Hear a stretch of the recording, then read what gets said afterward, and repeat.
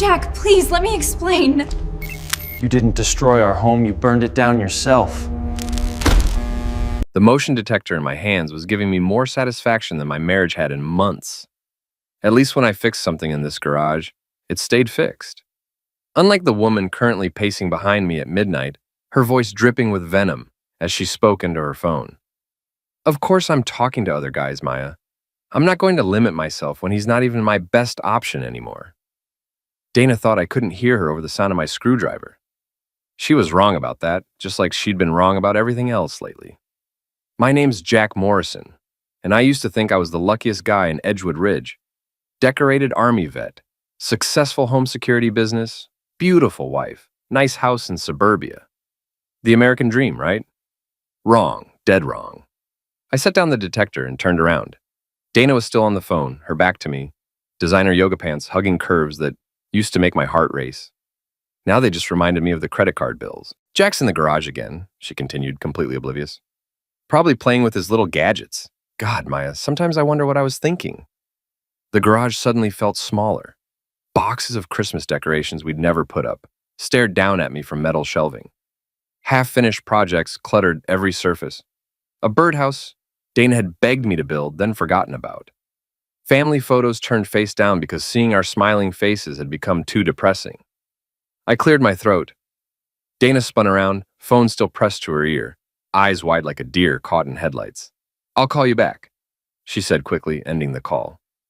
"Rough day at the office?" I asked, my voice steady despite the fury building in my chest. "Jack, I didn't know you were still out here." She tucked a strand of blonde hair behind her ear, a nervous habit from our dating days, back when her nerves were cute instead of calculated. Clearly, I wiped my hands on a shop rag. "So I'm not your best option anymore?" Her face flushed red. "You weren't supposed to hear that." "But I did." "Funny how that works." I stepped closer and she backed against my workbench. "What other guys are you talking to, Dana? It's not what you think. Really, because it sounded like my wife of 15 years just told her best friend that she's shopping around for an upgrade." Dana's jaw tightened. The mask was slipping, revealing something cold underneath. "Maybe I am.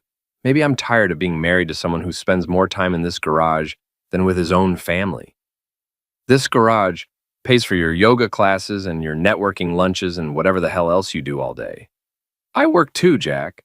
My marketing position at TechFlow is important." I laughed, short and bitter. "Right. The job where you spend half your time at happy hours with potential clients. Those are business meetings." "Sure they are." I turned back to my workbench, dismissing her. "Go back to your phone call. I'm sure Maya's waiting to hear more about how disappointing your husband is." Dana stood there for a moment, probably weighing whether to escalate or retreat. She chose retreat, her heels clicking against the concrete as she stormed toward the house. "This conversation isn't over," she called back. "Yeah, it is," I muttered to the empty garage. But I was wrong about that, too. This conversation was just beginning, and it was going to get a whole lot uglier before it was done. The next morning, I found Dana's laptop open on our kitchen counter. She'd rushed off to some breakfast meeting, leaving her LinkedIn profile displayed on the screen. Normally, I wouldn't look. Normally, I'd respect her privacy. But normal had died in the garage last night. I sat down and started scrolling. Her profile looked different. New photos, updated job description, relationship status mysteriously absent. Then I found the folder labeled Personal Projects. Inside was a PowerPoint presentation titled Ideal Partner Requirements. My coffee went cold as I clicked through the slides. Dana had created a detailed comparison chart. Physical attributes, financial goals, social status, career trajectory. Everything quantified and ranked.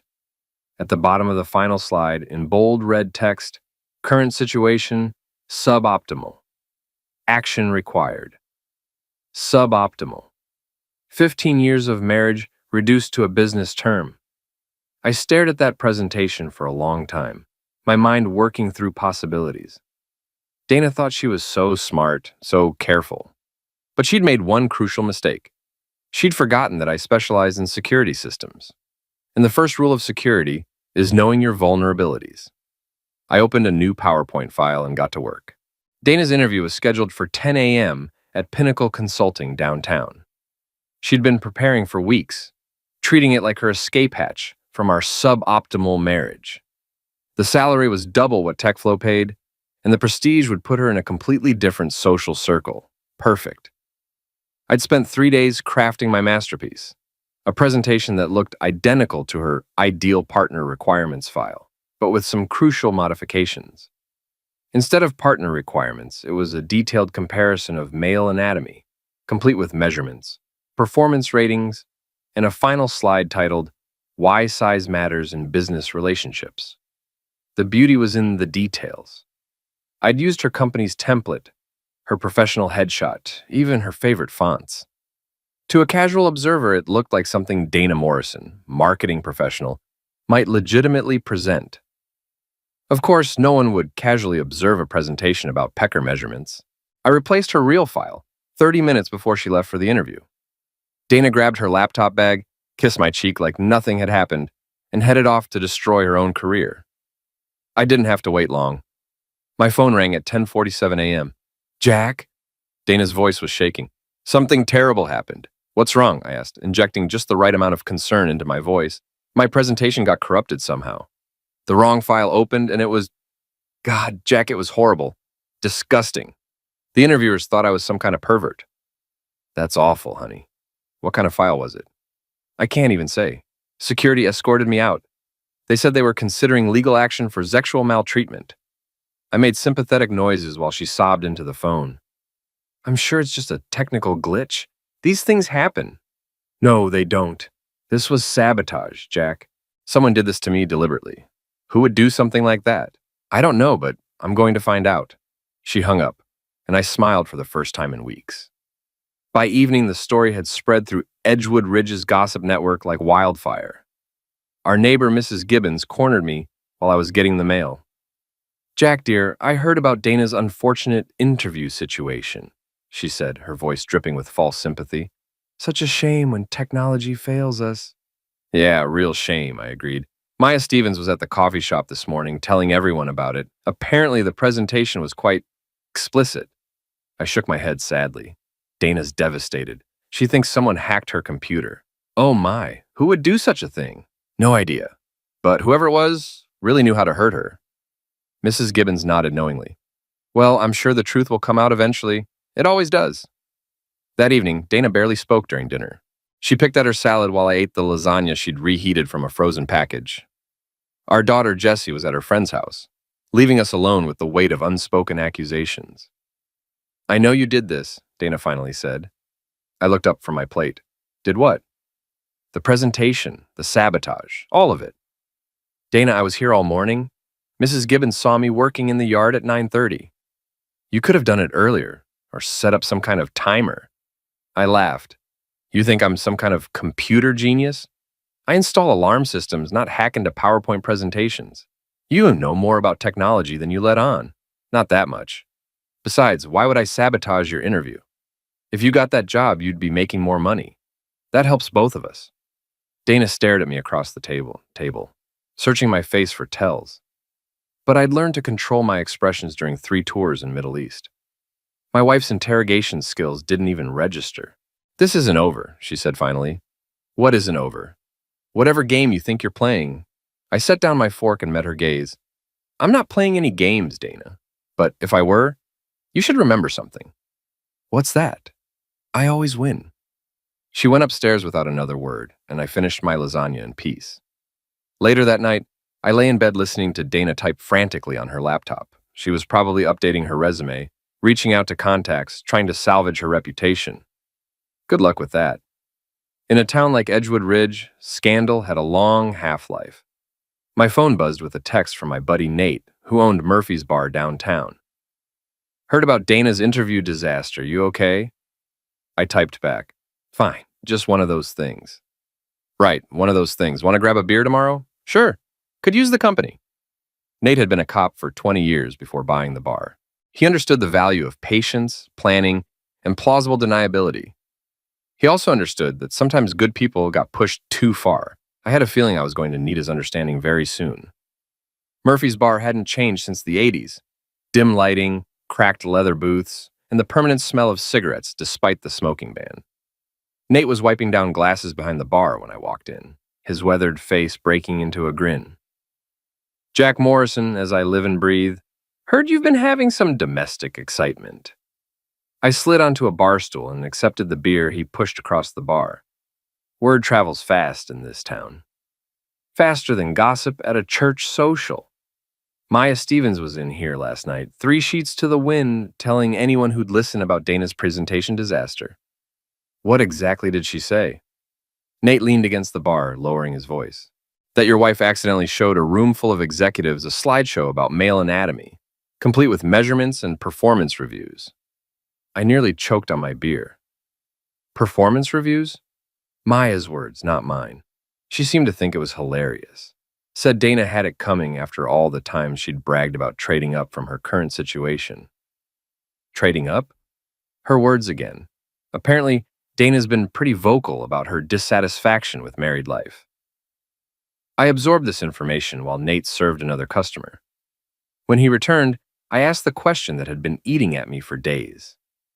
Nate, hypothetically speaking, if someone wanted to find out what their spouse was really up to, how would they go about it? Nate's expression grew serious. Hypothetically? Hypothetically. Well, hypothetically, I'd say the best surveillance is the kind people don't notice. Social media, public places, patterns of behavior, nothing illegal, nothing that could bite you in the ass later. Makes sense. Of course, if someone was really determined to be stupid, they might leave digital breadcrumbs all over the place. Email accounts logged in on shared computers, location services enabled on their phones, that sort of thing. I nodded thoughtfully. Hypothetically, that would be pretty careless. Extremely careless. The kind of careless that makes an ex-cop wonder if someone wants to get caught. That night, I put Nate's hypothetical advice to work. Dana had left her laptop open again. Either she was getting sloppy or she was testing me. Either way, I wasn't going to waste the opportunity, and her email was a goldmine. Months of correspondence with someone named Tom Brennan, an angel investor, who'd apparently been mentoring Dana's career development. The early emails were professional enough, but they'd gradually become more personal and then more intimate. I found photos Dana had sent, not completely explicit, but suggestive enough to make my stomach turn. Worse were the messages where they discussed me. Dana complained about my lack of ambition, my blue-collar background, my inability to provide the lifestyle she deserved. Tom's responses were encouraging in all the wrong ways. He called me a placeholder husband and suggested Dana deserved better, much better. The most recent email thread made everything clear. Tom was helping Dana plan her exit strategy. New job, new apartment, new life. The interview at Pinnacle Consulting had been just the first step. Too bad that step had gone so spectacularly wrong. I screenshot everything and saved it to a secure folder on my work computer. Then I started digging deeper into Tom Brennan's background. LinkedIn showed a successful businessman with interests in tech startups and real estate development. His profile photo revealed a man in his mid-40s with silver hair and an expensive smile. The kind of guy who wore $1,000 suits and drove German cars. More importantly, his social media showed a pattern. Tom Brennan had a type. Married women in their late 30s, usually in career transition, always looking for someone to blame for their disappointments. Dana wasn't his first married conquest, and she probably wouldn't be his last. But she was going to be his most expensive mistake. I spent the next week conducting surveillance that would have made Nate proud. Tom's routine was predictable: morning workout at an upscale gym, lunch meetings at trendy restaurants, evening drinks at the rooftop bar of the Meridian Hotel. Dana had started meeting him there twice a week, always claiming she was at networking events or client dinners. I watched from across the street as they laughed over cocktails, her hand resting on his arm, his fingers tracing patterns on her wrist. They looked good together, matched, like the kind of power couple that appeared in lifestyle magazines. It made what I was planning even more satisfying. On Thursday evening, I followed them to Tom's apartment building, a glass tower downtown with a doorman and valet parking. They disappeared into the elevator together, and I settled in to wait. They emerged 3 hours later, Dana's hair slightly mussed, her lipstick gone. Tom walked her to her car like a gentleman, kissing her goodbye in full view of the building's security cameras. Perfect. I had everything I needed now. Photos, emails, surveillance footage from public spaces, and a clear pattern of behavior. Dana and Tom had been careful to avoid anything that could be traced directly back to them. but they'd forgotten about the digital footprints they were leaving everywhere else. The question now is how to use this information for maximum impact. I thought about Nate's advice regarding hypothetical situation. The best revenge wasn't just about exposing the truth. It was about letting people expose themselves. Dana and Tom thought they were so clever, so sophisticated. They thought they understood how the game was played. They were about to learn that they'd been playing against a professional. The Meridian Hotel's rooftop bar was packed on Friday night. The usual crowd of young professionals and older men with younger companions. I'd been watching Tom's routine long enough to know he'd be here by 8, probably alone, waiting for Dana to finish her client dinner excuse. I arrived early and claimed a spot at the far end of the bar where I could observe without being obvious. Tom showed up right on schedule, his silver hair perfectly styled, wearing a navy suit that probably cost more than my monthly mortgage payment. He ordered a scotch, top shelf naturally, and checked his phone, probably texting Dana about their romantic evening plans. I waited 15 minutes, then made my move. Tom Brennan, right? I said, sliding onto the bar stool next to him. Jack Morrison. I think we have a mutual friend. Tom's expression was polite but wary. I'm sorry, do we know each other? Not directly, but we both know Dana Morrison quite well. The color drained from his face. I'm not sure what you're implying. I signaled the bartender. Whiskey, neat, and whatever Mr. Brennan is drinking. I turned back to Tom with a smile. I'm not implying anything. I'm stating facts. You've been mentoring my wife's career development, haven't you? Dana's a very talented marketing professional. I've provided some guidance, yes. Guidance. That's a nice way to put it. I raised my glass. To mentorship and all the personal attention it involves. Tom started to stand. I think there's been a misunderstanding. Sit down, Tom. We're just having a conversation between gentlemen. Something in my voice made him reconsider. He sat back down, his hand shaking slightly as he reached for his drink. Here's what's going to happen, I continued, my voice conversational. You're going to stop mentoring my wife. You're going to delete her number, block her email, and pretend she doesn't exist. You can't threaten me. I'm not threatening you. I'm giving you a chance to walk away with your reputation intact. My reputation? I pulled out my phone and showed him a photo I'd taken the previous evening. Him and Dana kissing outside his apartment building. Nice building. Great security cameras, very high definition. Tom's face went white. What do you want? I want you to disappear from my wife's life permanently.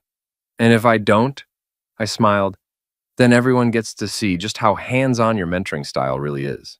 Your business partners, your other clients, and your ex-wife who's still fighting you over alimony.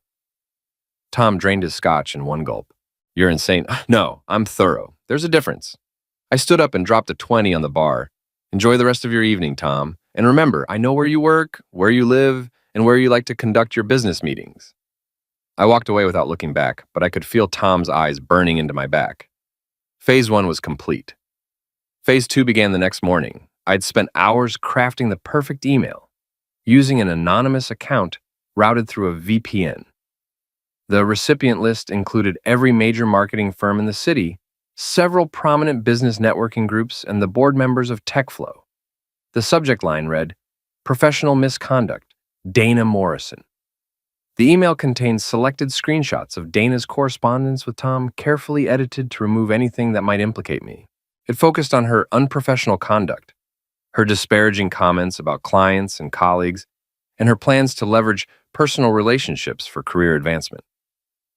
I hit send at 6 a.m., then went for a run through Edgewood Ridge's quiet streets. By the time I returned, Dana was in the kitchen, her laptop open, her face pale with shock. Jack, she said without looking up, something terrible has happened. What now? Someone sent emails about me to half the marketing professionals in the city. Lies and distortions, taken completely out of context. I poured myself coffee and sat down across from her. What kind of emails? Personal correspondence, private conversations. Whoever did this violated my privacy and probably broke several laws. Any idea who might have done it? Dana's eyes narrowed. I have my suspicions. Such as? You tell me, Jack. You seem to know an awful lot about technology for someone who just installs alarm systems. I shrugged. I know how to use email and Google. Beyond that, you give me too much credit. Do I? Dana, if I was smart enough to hack into your private accounts and orchestrate some elaborate revenge scheme, don't you think I'd be smart enough not to get caught? She stared at me for a long moment, then turned back to her laptop. I'm going to find out who did this. Good luck with that. But Dana's problems were just beginning. By noon, TechFlow had called an emergency meeting to discuss the security breach that had exposed confidential client information. By evening, she'd been placed on administrative leave pending a full investigation. Maya called around dinner time, her voice thick with false concern. Dana, honey, I heard about what happened at work. Are you okay? I could hear Dana's response from across the room. Someone's trying to destroy my career, Maya. They're using my private emails against me. That's terrible. Do you have any idea who would do something like that? I'm starting to get a pretty good idea. Well, if there's anything I can do to help. Actually, there is. Can you meet me for coffee tomorrow? I need to talk to someone I can trust. After Dana hung up, she looked at me with undisguised suspicion. Going to confide in Maya? I asked. Maya's my best friend. She's the only person who's been completely honest with me through all of this. I nodded thoughtfully. Yeah, Maya's definitely someone you can trust to have your best interests at heart. What's that supposed to mean? Nothing, just that it's good to have friends you can count on. Dana went upstairs early, claiming she had calls to make and damage control to plan. I stayed in the living room, watching the news and thinking about Maya Stevens. Maya, who'd been quietly jealous of Dana's marriage, career, and lifestyle for years. Maya, who'd been suspiciously well-informed about Dana's interview disaster. Maya, who'd been spreading gossip about Dana's relationship problems all over town. Maya, who was about to become a very useful ally in ways she'd never see coming. The Edgewood Ridge Community Center was decorated with string lights and red, white, and blue bunting for the annual block party. Half the neighborhood had turned out for the barbecue, live music, and the traditional roast, where residents good-naturedly mocked each other's quirks and foibles. This year, I'd volunteered to be the master of ceremonies. Dana had tried to talk me out of it, claiming she wasn't in the mood for public events given her recent career setbacks. But I'd insisted. We needed to show the neighborhood that the Morrison family was united, that we had nothing to hide. She'd reluctantly agreed, probably figuring it was better to maintain appearances than fuel more gossip. Tom Brennan hadn't been invited, of course. He wasn't a resident of Edgewood Ridge. But I'd made sure he knew about the event anyway, along with a suggestion that he might want to see how his former mentee was handling her newfound notoriety. Maya was there naturally, playing the role of supportive best friend, while secretly documenting Dana's every stumble for future gossip sessions. She'd positioned herself near the front of the audience, phone in hand, ready to capture whatever drama might unfold. Perfect. I took the microphone at 8 o'clock, just as the sun was setting behind the community center. Good evening, neighbors. Welcome to our annual roast, where we celebrate the quirks and foibles that make Edgewood Ridge such a special place to live. Polite applause rippled through the crowd. Dana sat in the third row, her smile tight and nervous. Now, tradition dictates that we start with our own families, I continued. And since my wife Dana has been getting so much attention lately, I thought I'd share some insights into what makes her such a unique and driven individual. Dana's face went pale. She started to stand, but Maya grabbed her arm and whispered something that made her sit back down. You see, Dana believes in setting goals and measuring progress. She's very analytical about relationships, very strategic in her approach to personal development. I clicked a remote, and the community center's projection screen lit up with the title slide of Dana's Ideal Partner Requirements presentation. In fact, she's created detailed specifications for what she considers optimal in a life partner. Gasps rippled through the audience as I clicked to the next slide. Dana's comparison chart rating physical attributes, financial potential, and social status. As you can see, she's very thorough in her analysis. Dana shot to her feet. Jack, stop this right now. But honey, I'm just sharing your professional presentation skills with our neighbors. Look how organized you are. I clicked to the slide showing career trajectory requirements and lifestyle expectations. Dana believes that relationships should be evaluated regularly, like quarterly business reviews. If performance metrics aren't being met, it's time to consider alternative options. The crowd was stunned into silence. Maya was recording everything, her eyes bright with malicious excitement. Jack! Dana's voice cracked. Turn it off! Almost done, sweetheart. I just want to show everyone your conclusions. The final slide appeared. Current situation. Suboptimal. Action required. Suboptimal. I repeated into the microphone. That's how my wife of 15 years describes our marriage. A business problem requiring corrective action. Dana was pushing through the crowd toward the stage, her face flushed with rage and humiliation. But I wasn't finished. Of course, Dana's been working with a mentor to help develop her action plan. Tom Brennan, an angel investor who specializes in helping married women transition to more optimal situations. I clicked again, and Tom's LinkedIn photo appeared on screen. Tom's very hands-on in his mentoring approach, very personal, very intimate. You fool! Dana had reached the stage and was climbing the steps. Give me that microphone! But Tom Brennan chose that moment to make his entrance, pushing through the crowd with his face set in grim determination. That's enough, he shouted. Morrison, you're going to pay for this maltreatment. The crowd turned to stare at the stranger who'd burst into their neighborhood gathering. Tom realized his mistake immediately. By showing up, by making threats, he'd confirmed everything I'd implied. Tom, Dana called out, her voice desperate. Don't. Who is this guy? Someone in the audience asked. That's the mentor, I said into the microphone, the one who's been helping Dana optimize her personal situation.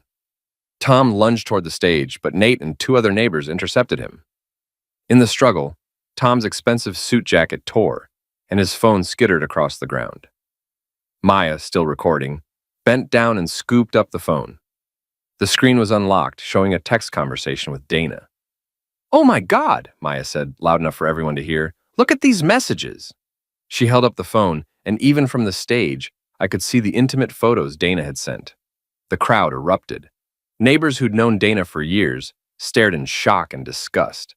Mrs. Gibbons was fanning herself with a paper plate. The teenagers were taking pictures with their phones.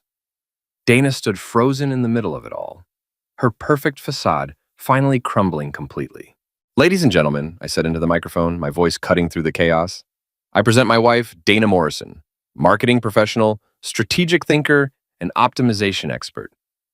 Tom broke free from his restrainers and pointed an accusing finger at me. You planned this whole thing? You're sick. I didn't plan anything, Tom. I just gave Dana a platform to showcase her presentation skills and you an opportunity to demonstrate your mentoring techniques. This is maltreatment. I'll sue you for everything you have, I smiled. With what evidence? Everything I've shown tonight came from Dana's own files and your own phone. I haven't broken any laws or made any false statements. You destroyed our reputations. No, Tom. You destroyed your own reputations. I just provided the venue. Police sirens wailed in the distance. Someone had called 911 about the disturbance, but by the time the officers arrived, Tom was gone, having fled into the night. Dana sat alone and on the community center steps, staring at the ground while neighbors whispered and pointed. Maya approached me as I was packing up the projection equipment. Jack, she said, her voice hushed with something like awe. That was incredible. I had no idea Dana was capable of something like this. People surprise you sometimes. She really had it all planned out, didn't she? The whole exit strategy. Seemed that way. Maya looked back at Dana, who was now crying silently into her hands. I feel terrible for not seeing the signs. Some best friend I am. Don't blame yourself, Maya.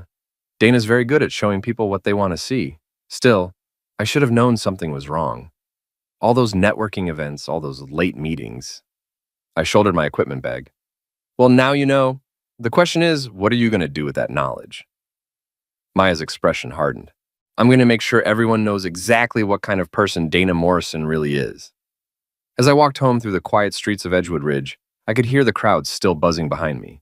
By tomorrow, the story would spread beyond our little suburb. By next week, Dana's professional reputation would be radioactive. She'd wanted to optimize her situation, to trade up for something better. Instead, she'd traded everything for nothing. At home, I sat in my garage workshop, surrounded by the tools and projects that had always brought me peace.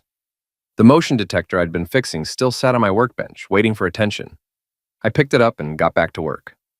Unlike marriages, security systems were predictable. You could trust them to do exactly what they were designed to do. And when they detected a threat, they sounded the alarm. My phone buzzed with a text from Nate. Remind me never to get on your bad side. That was brutal.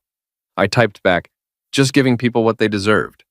Think Dana will try to fight back? I looked at the motion detector in my hands, now fully functional and ready to protect whatever it was assigned to guard. Let her try. I'm ready for anything she's got left. But Dana Morrison didn't have anything left. Her career was over, her reputation destroyed, her marriage exposed as a sham, and her lover had abandoned her at the first sign of real consequences. She'd played a game she didn't understand against an opponent she'd underestimated. In the end, that's all it took to turn 15 years of marriage into the most satisfying victory of my life.